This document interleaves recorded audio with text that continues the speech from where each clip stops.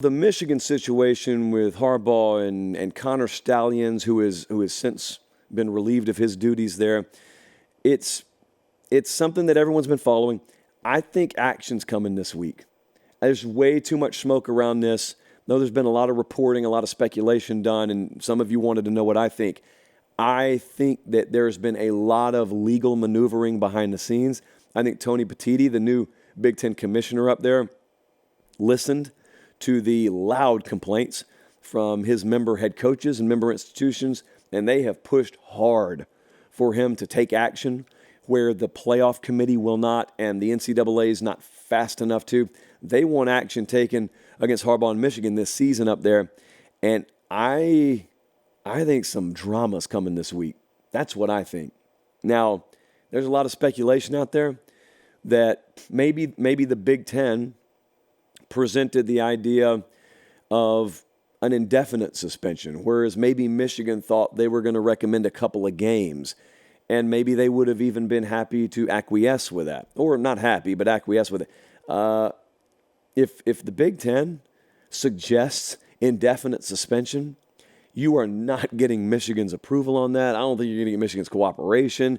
I think, in turn, you may be setting up just fascinating spectacle, by the way. You may be setting up for mid-season legal battles between Michigan and their own conference.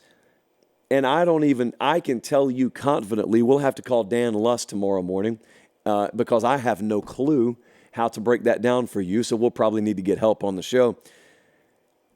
I don't know that we have precedent for that. I don't know that there's anything in history that you look at and say, oh, this reminds me of this. This reminds me of that. Could be wild, though. And I will reiterate, there are also things going on behind the scenes that we really don't know. Just because you read it on a board, just because you read it on Twitter, it doesn't mean it's reality, or it may be reality, and it's only one layer of the onion.